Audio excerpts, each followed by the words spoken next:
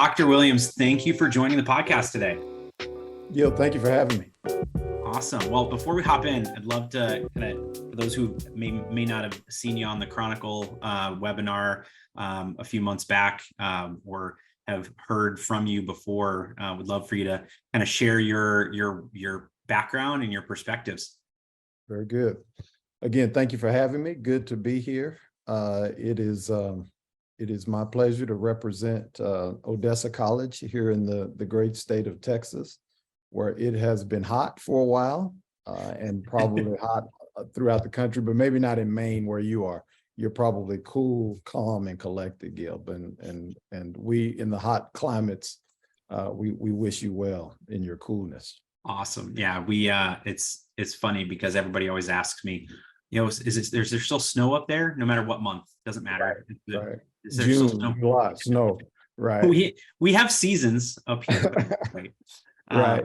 Again, as you said, I hail from Odessa College here in Odessa, and proud to be here. We're doing some really, really good work. I think there are some others who agree with that, and it's because of the wonderful people we have here who are committed to helping students. And that's great. I know that's what you're about with the podcast, trying to help and encourage all of us to have more ideas about how we can benefit students more. And I've been here at Odessa for 17 years now, and it's been a grand experiment. Yeah, well, that's great to hear, and I appreciate the kind words. Before we hop into some of the things that you're doing, I'd love to dive a little bit more into your story, right? I think one of the reasons why we connected was, I mentioned at the top, you were featured on a Chronicle of Higher Education virtual forum, and specifically on the topics of student belonging, and which, from that topic can branch into persistence and retention and student success, which is something that I know that Mongoose, the sponsor of the FYI podcast, has a lot of thoughts and does a lot of work in. But before we even talk about kind of some of the things that you're working on, I'd love to focus on your why. Why is this such an important topic to you, personally and professionally? And then eventually, I'm sure we'll get into some of the more tactical things that institutions should be thinking about or talking about. Right. Great question. Gil, I was a first generation student myself, so I understand what some of our students are going through. I don't fully get it because every situation is unique, every era is unique. So I understand that students are dealing with things that I never thought about, and I went through some things that they have never thought about. So we all have our own unique experiences, but I can somewhat relate to their challenges. I get that. Most of us don't have enough money, don't have enough time, don't have enough availability, don't have strong enough backgrounds to do some of the things that are required of us. And if we as educators can get into that headspace, and if we can understand that, then I think that's wonderful. Again, my story, first generation, I started at a community college. I had really good grades in high school and did really well, but I had some financial needs that caused me to do college and school in a unique, I should say college and the university in a unique way. I graduated in 3 years, so I did a year and a half at our local community college, which happened to be Odessa College, where I am now as president. And then our local university, I was able to transfer, and I did a year and a half there, and I became a teacher in 3 years.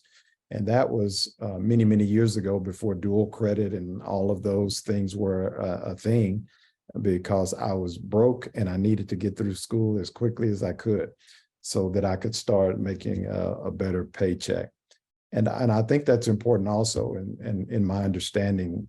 I get that most of the students are the vast majority of students are doing this to prepare themselves to go to work because they want a career. Learning is very important. I continue to do it, and I've continued to do that throughout my lifetime.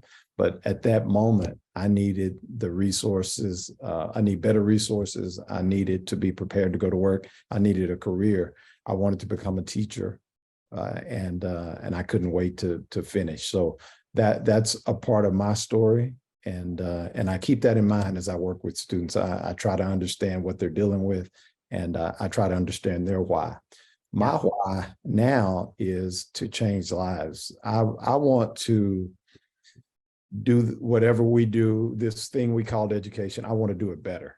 I think we get stuck sometimes. I think we do things the same way they were done when we inherited the positions we're in. And I question why. And I say, why not challenge everything, rethink most things, and try to come up with a better solution. Yeah, I love that there's the certain element of why, and why we do things, and then on the other end of that, when you're trying to do something new, it's why not, and why shouldn't we try these new approaches or new tactics, or thinking this into thinking about ways that we evolve, because the student perspective evolves, and the student needs and desires evolve over time. There's a certain common set of things that potentially impact student persistence when you try to categorize them, whether it's using research from Dr. Tinto or others, where there's we know that there are key drivers that impact persistence, and financial being one of them, sense of belonging being another, and there's different areas that we can have initiatives to support, but it's how are we proactively supporting students in that process, and what can we do to better communicate with them and ensure that we're there, not just past the point of when they enroll on our campus, but ultimately graduate. I like to say that we're not recruiting new students, we're recruiting successful, capable, and happy alumni is what institutions really should be thinking about when we're putting together these plans. I'd like to dig a little bit deeper into, I just would love to hear from you around, you said you always wanted to get into education and be an educator. What was your catalyst for that before you started on this journey? I think it was the people who impacted me, and they were educators, and I had a wonderful experience in school. I had really good people around me supporting me. I enjoyed playing sports, and I enjoyed being in band and choir, and taking the challenging courses. So there were some really, really good people around me. I thought about a number of other things. I thought about the military and becoming an officer in the military. I thought about that. Thought about becoming a police officer. I thought about becoming a lawyer. That one probably was in my top two with education, and Okay. Education won. And I decided that, well, first I wanted to get in, and then once I saw how it worked, I said we can do this better, and we can have better outcomes for our students. Great. Now, very important question: top sport and top instrument. I need to know. Good question. Favorite sport to play would be basketball. Favorite sport to follow and watch is football. And my favorite instrument, even though I can't play it, probably would be the saxophone. But I played the cornet and tuba when I was in band. Wow. Awesome. And do you still play, or? No, I don't. I sing in the shower. Okay. Well, there you go. But you play the vocal cords. So yes. So I've become I'm a vocalist now. There you go. That's your greatest instrument, right? Yes. Awesome. Thoughtfully nurture applicants, personalize retention efforts, and exceed fundraising goals with our Cadence engagement platform's text messaging solutions. Designed exclusively for higher ed by higher ed professionals, Cadence helps you engage your audiences with the perfect balance of AI and personal connection. We leverage an intuitively designed interface and easy-to-use texting templates so you can have targeted conversations or scale up to expand your reach. Our powerful smart messaging can respond automatically, exactly how you would. And to measure progress, track your campaigns with unparalleled reports and analytics. Effectively meet your community where they are as we proudly feature an industry-leading 95% read rate within 3 minutes. It's never been easier to make every message count. So, I'd love to kind of pick up what you mentioned at the beginning about some of the things that you're doing, and obviously if there's any other type of research or other approaches you've encountered with peer institutions, sitting in the seat of a president at the institution, you have a different lens and perspective than potentially, the admissions director or the student success advisors and et cetera. I'd love to, hear from you about some of those, practical approaches to student persistence and belonging that you've spearheaded and or team members of your team have. What are you most proud of that the team at Odessa College is working on, that someone that's listening to the podcast might be able to potentially replicate on their campuses? Right. We started the drop rate improvement program. I think is one that is pivotal and foundational to a lot of the success we've had at Odessa College, and that program is wrapped around keeping students in class. And the student made a decision to go to college, and our job is to try to keep them here, and we call that persistence. And we do everything that we can to support them. So what happened was Dr. Don Wood, who was with us many years ago, was doing some research. He was doing a certain type of research. I was asking a certain type of question, and we arrived at the same place because we knew that students were dropping out at higher rates than they needed to drop out. And we said, what can we do about that? And Dr. Wood started doing some research and talking to some faculty members who were really successful. And he came up with some principles that those faculty members use. One of them, and they're very simple, very, very simple things. One of them was to get to know students by their first name in the first day or first week of a course. Get to know the student and then use their first name. And we know some of the research tells us that one of the most pleasant sounds that any of us can hear is our own name. And a comforting sound. So if we can get you to interact with that student by name as a faculty member, that's a wonderful takeaway. So any of us listening to this, any of us who are in this business can take advantage of that resource. Another thing that we teach our faculty members to do, and again, we have these, there are 4 different principles. One is to monitor student progress. Early on, stay close, make sure you know what's going on with that student. And if there's any deviation from the norm, act quickly, act very quickly. A third thing that we look at is we meet with each student early on in the term. We make sure that we establish that relationship.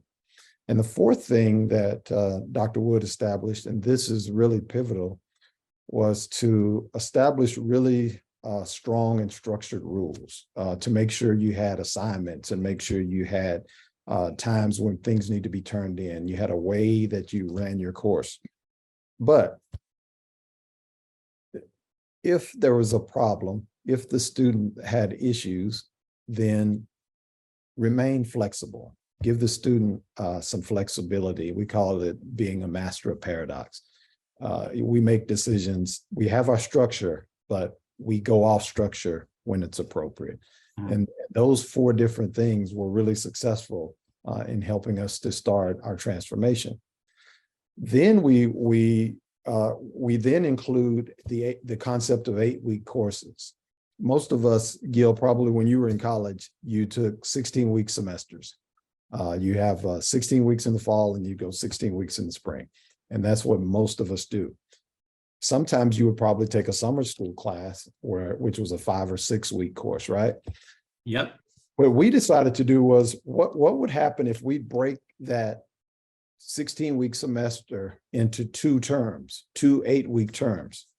And what if the student only was taking 2 classes at a time, and sometimes 3, but for the most part, 2 courses?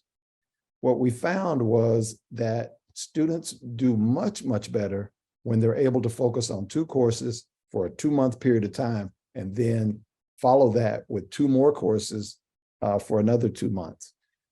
I think it helps our students to concentrate more. It allows our faculty members to focus. And that has been really, really effective. And that really has started a movement across the country where more and more colleges and universities are starting to go back to that old school course setup. So those are 2 things that have really moved the needle for us at Odessa College. Yeah, so it sounds like, the first piece there is really around that topic of flexibility, like you mentioned. And I feel like in the quote unquote, in the old days, right, there were institutions were, for lack of a better term, in the driver's seat when it comes to these sorts of things, and they have their processes, and you have to follow the processes. And if you don't, then tough luck, right? Was kind of the mindset. And what's evolved over time, and many campuses, they have instituted things like one-stop programs to centralize student support, or like you mentioned, being flexible with policies when it made sense, right? And there's always exceptions to rules when it comes to those sorts of things. And I feel like if we keep the student at the forefront of our conversation and the forefront of these priorities, then bending a policy to help them progress and persist is okay, right? Yeah, let me go back into that one. Think about it this way. It really goes back to treating others the way you want to be treated. Yep.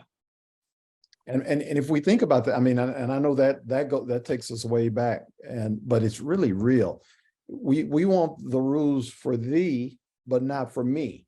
And so therefore, when me or I as a faculty member, or I as a whatever, in this case, it's a faculty member or a school administrator or whatever.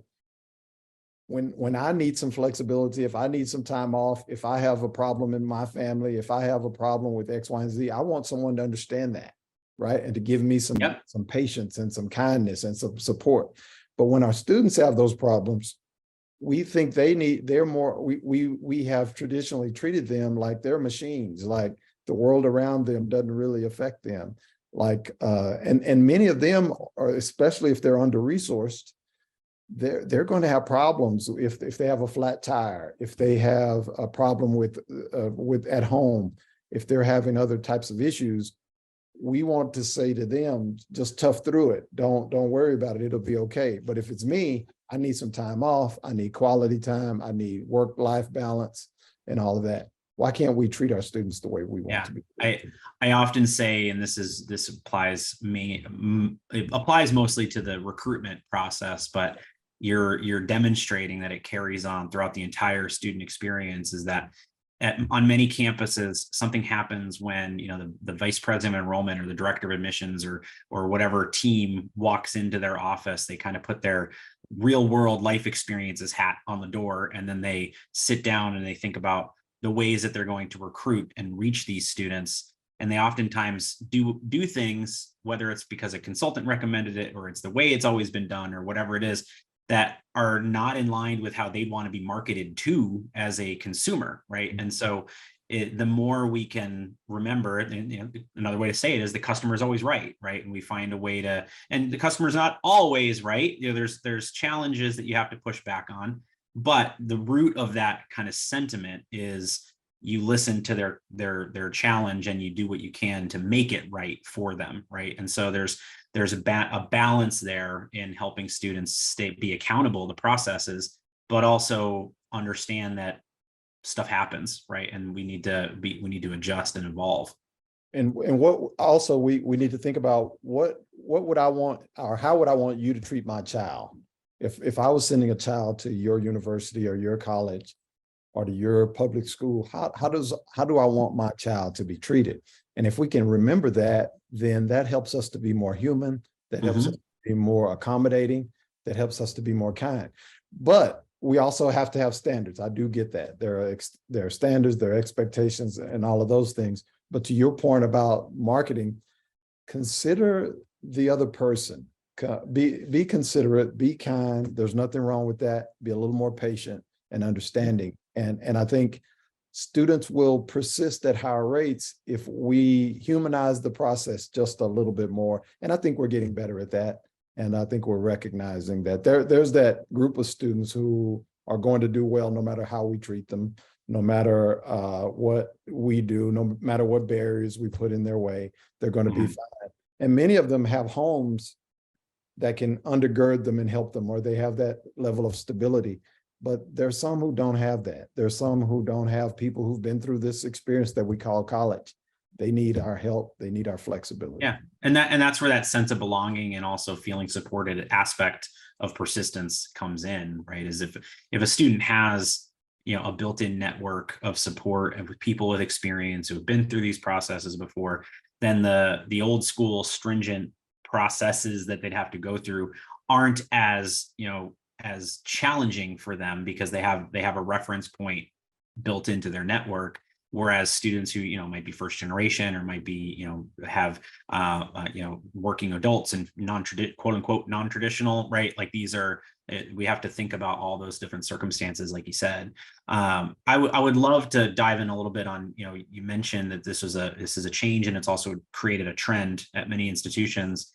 But what I hear when I talk to a lot of folks is a big driver, a big barrier, I should say, impacting these types of changes are faculty, right? And faculty may having that perspective or maybe not feeling like they need to adjust or evolve. How do you handle faculty members and and we won't just pick on faculty, anyone within the institution that might push back and say, no, we need to hold the line. We have to have standards. Students should follow these rules, because that's going to be a challenge many people run into when trying to lead a culture change on their campus. Right. I think you begin with the end in mind, as Stephen Covey taught us many, many years ago. And you decide or determine what outcomes do you want? Do you want to be in we have the toughest standards business, or do you want to be in the educating students business? And most of us would agree that we're here to help students. So and I think if you can coach people to realize that if we can make some changes in the way we approach the work, then we can have better outcomes. Then I think they will be more understanding. But I think a key thing is to not only coach the people, preach to the people, try to reach them, but I think the most important thing is to have and to hire good people who care about other people. And I think that's one of my things that I start with. You need people who care about others, and a little bit more than they care about their discipline, or a little bit more than they care about their department. We need you to put people first. And if we're willing to do that, then the rest of it will come. You'll open your mind to what the data says about how we can best serve, and we'll all perform better if we do that. Yeah. You mentioned how the data, can inform these things. I'd love your perspective on the role technology can play in some of this, right? Like you mentioned earlier about, not waiting until a student is too far gone to be able to help them. Like, what are some things that the institutions can do or leverage beyond just, I go back to like faculty alert programs, right? And it's like, a student doesn't show up to class 6 weeks in a row, we're going to flag them for a counselor to follow up. Well, by that point, whatever was impacting that student to make them not go for 6 weeks in a row they're already very far down a path that they might not be able to be supported as effectively as if we got in front of them 3 weeks before that or 5 weeks before that. What are your thoughts on things like text message alerts or proactive outreach or predictive models, data to help with prioritizing the team when it comes to the use of technology and making the most of their time? Much of our research has showed us that the earlier alert systems really don't work as effectively as we would like for them to. That almost every college is using early alert systems. and students are still having the same outcomes that they've had before. The best early alert system is the faculty member, the person, and that's one of those 4 points I talked to you about and you mentioned.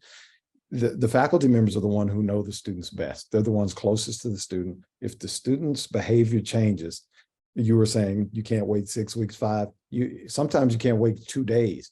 When you're dealing with an 8-week course or a summer course, but let's talk about an 8-week course, you don't have time to give away 2 or 3 weeks. The term will be over. So if you see the behavior starting to fade early on, faculty member, you have to sound the alarm. Then we bring as many resources as we can to bear. So this is one of those cases where technology is there, but it's that human element that's going to save the day, that human contact, that human awareness that this person is not doing what he or she is supposed to, much like you would at home. If you have a child at home, or if you have someone, a roommate or whatever, or a spousal situation, you're going to know the first day that person doesn't come home, right? That's one evening. If that person doesn't come home, you're like, what's going on? What's happening? Unless that person has alerted you that there's a vacation, I'm traveling, I'm doing this and that. If that person misses one day there, and sometimes 1 hour, if we had an appointment, you start to sound the alarm and say, what's going on here? And I think that's the way we can treat students. We've made a commitment to do this together. If we get out of lockstep, we're gonna do something to arrest the problem and get back on track as soon as possible. And it goes back to what you said about leading change on the campus, is if you bring in people who genuinely care about student success and genuinely care about individual students and supporting them, then it's easier to empower them to do those things and not rely on outmoded processes like early alert systems that are well-intentioned, but not necessarily the right fit for the problem that is trying to solve. Exactly. Those things we can do better. We can do better than that. Another thing we've done is we now provide life coaches for all of our students. So we know that's an opportunity. When many of our students don't have, as I mentioned earlier, don't have parents at home or family members who have successfully navigated the college or university process.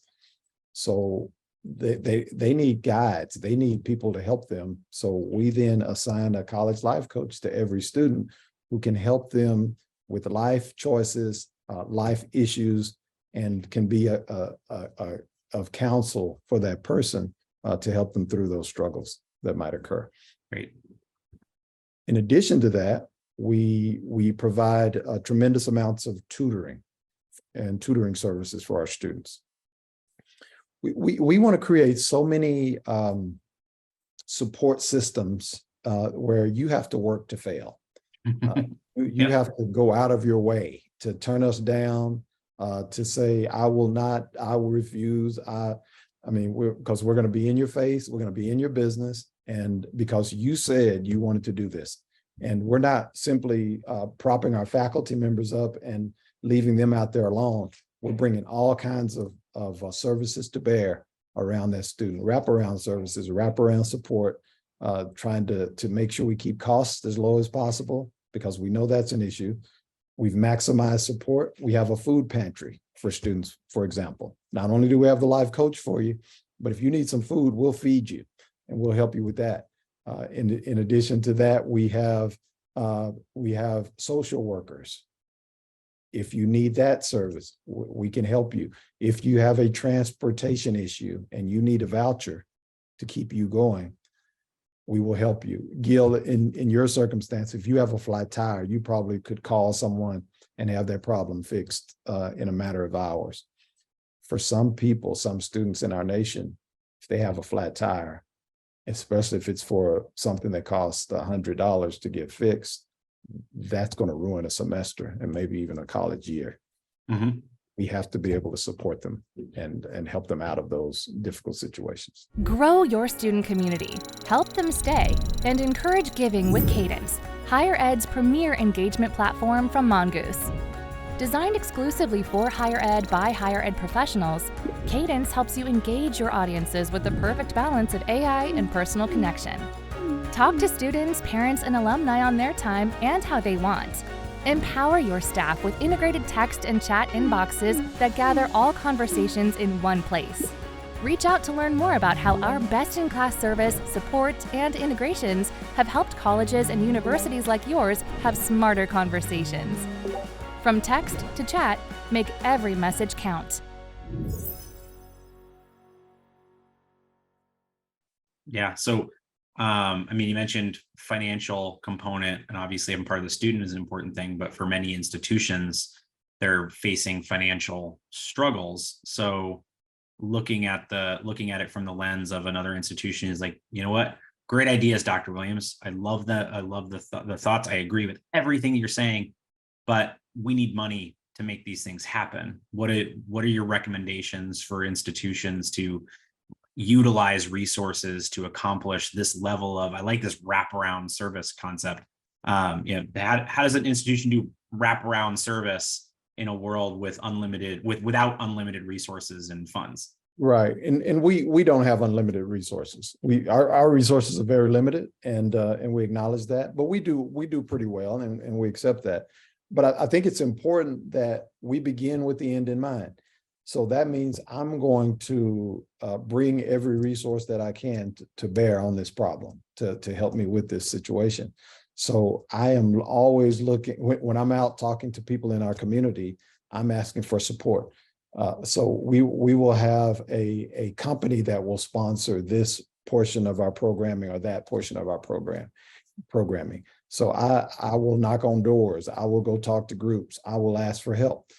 So not only are we going to use as much of our budget as we can, as resourcefully as we can, part of my job is to bring in additional resources and to bring in help. There are, and you know this before I say it, and all of those who are listening know this, the American people are really supportive and care about helping each other. And I know we hear about this and that in the news, but people will support each other and have. And you see that we need to be better at it. It needs to be better organized in some situations, but for the most part, we will help each other. We sometimes, and you've heard this before, a person will say, I didn't know there was a need. So my job is to make sure that our community knows there are tremendous needs, and to do all that I can to help bring those resources to our students. Yeah, it's funny you mentioned, I was my son had a camp last night, and I was talking to one of the parents about getting resources for a board that we're on together, and it was he's like, how did you get this? How did you get that? I was like, because I asked, right? And it's a lot of times you don't get if you don't ask. That's one of the key lessons that a former boss that I used to work with has ingrained into me, and many people need to I think internalize sometimes, is if you don't ask, you're not going to get anything, right? So you need to get out there and advocate for your students and advocate for your community, and then people are aware of the need and are more apt to step in and support when they can. But like you said, you're not going to get unlimited resources. You still have to prioritize, but yes, you have more than you had if you hadn't asked, right? So look, let's I'd like to kind of round us out today with you've mentioned a few times, and I love the philosophy of start with the end in mind, right? So what is your we started with the why. Now we'll finish the conversation with what is our true north, what is our end result here, right? Let's say this your approach becomes standard at institutions, which is a perfect world scenario. What is your most optimistic pie in the sky perspective of what this can all mean, what this approach can all mean for students and institutions? I think we can change the world, not only our country, but I think we can change the world. And I want to do all of my part in my little corner of the world to do that. And I think education is a wonderful resource to help bring that to bear. I think it's So I think the more effective we can be educationally, the more effective we are as a nation. And the more effective we can be as a world. Educated people have more ideas, and they're able to take those ideas to fruition. Educated people can be more innovative. Educated people, we know the research, have more dollars because they're able to go out and earn more, and those people can then apply those dollars back into the things they care about. And we would hope that education would be one of those things that they care about. So I think, and I think technology improves the more highly educated a community is. Resources improve. Again, we can change the world one person at a time simply by bringing more people under this tent that we call education and giving them a chance to be all that they can be. That's my true north. One more person, and that one more person is the next person I encounter, trying to help that person to be better. Those people will have better results. Those people then give back. Much like me, I came through the system, and now my job as a community member and as an educator is to make everything around me better. And if we continue to do that, we as a nation continue to evolve and continue to be better and better and better. Yeah, I love the perspective of, one more leads to another, which leads to another, and the whole compounding of these outcomes starts to really unfold. If one more institution as a whole takes this approach, now you've got that entire institution being impacted by just keeping that focus on the student, focused on their sense of belonging and their the outcomes that they'll have from having more clear access to the resources that they need to be successful on their campus. I have truly appreciated your time today, and I hope that our listeners have taken at least one nugget to implement and to think about as they go about their work. If I'm a president at another institution, or a head of enrollment at another institution, or academic affairs, et cetera, what are the best ways, if I want to get in touch with you, to pick your brain or share ideas and resources to kind of keep that conversation going? You can find me on Twitter, and you can find me at Odessa College here in West Texas. You can Google us and you'll see some of the work we've done. Again, I currently serve as the president of the board for Achieving the Dream, which is a national organization.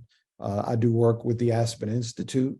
So a lot of different places. Just again, Gregory Williams. Or gwilliams@odessa.edu is my email address. Email me, reach out to me, and let's continue this dialogue. And it's all about helping that next student, and we love that. We've had some wonderful outcomes. I think we're going to have even better outcomes as we reach the next student. Great. Thank you so much. And to our listeners, we appreciate it. And we will see you next time on FYI. Thank you for having me.